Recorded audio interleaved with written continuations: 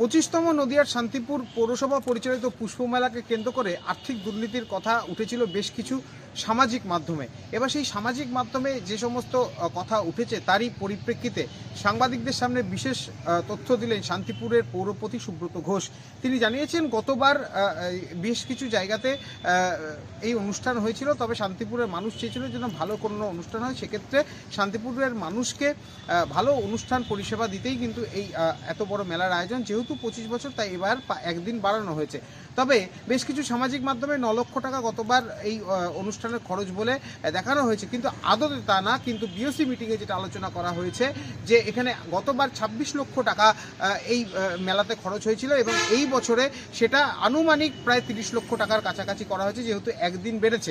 আর ঠিক সেই মতো যারা শিল্পীরা রয়েছেন তারা কত করে পারিশ্রমিক দিচ্ছেন সমস্ত কিছুই কিন্তু ধার্য করা রয়েছে। তাই সামাজিক মাধ্যমে যে সমস্ত ভুল বার্তা দিয়ে পৌরসভাকে কালিমালিপ্ত করার চেষ্টা করছে বলে তিনি দাবি করেছেন এবং এই বছরে এখনও পর্যন্ত যা হিসাব তার রীতিমতো করা হচ্ছে এবং আগামী বিওসি মিটিংয়েও সেটা পেশ করা হবে এবং সমস্ত কাউন্সিলরদের উপস্থিতিতেই এই বিওসি মিটিং করা হয়েছে এবং তারপর সেখানে সকলের সইও রয়েছে বলে তিনি দাবি করেছেন এবং কত টাকা খরচ হয়েছে এই মেলাতে গতবার এবং এবার তার কিন্তু একটা স্পষ্ট হিসাব তিনি রেখেছেন।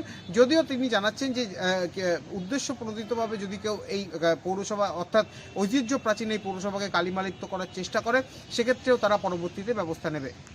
বিষয়টা হচ্ছে আমাদের গত বছর যেটা কিছু গণমাধ্যম তারা জেনে হোক বা না জেনেই হোক হয়তো তারা কিছু ভুল তথ্য পরিবেশন করেছে।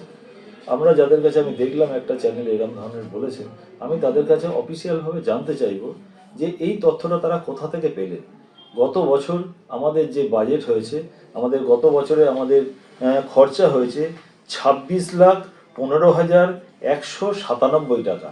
এবছর আমাদের সেই যেহেতু একটা দিন আমাদের পুষ্প মেলাটা বাড়বে, 5 দিন হচ্ছে আমাদের এবছর 25 বছরে আমরা পদার্পণ করেছি। স্বাভাবিকভাবে 25 বছরে একদিন মেলাটা বেড়েছে, সেই কারণে সেই খরচাটা ধরা হয়েছে আনুমানিক 30 লক্ষ টাকা। সেই টাকাটা এবার পরবর্তী দিনে সমস্ত এস্টিমেট এবং সমস্ত বিলপত্র আসলে আমরা জানতে পারবো সেটা কত টাকা হলো, 30 লাখ হলো না 30 লাখের অনেক নিচে হলো, সেটা আমরা সেই রেশিও অনুপাতে কিন্তু আপনারা দেখবেন 4 থেকে 5% মতন ধরা হয়েছে।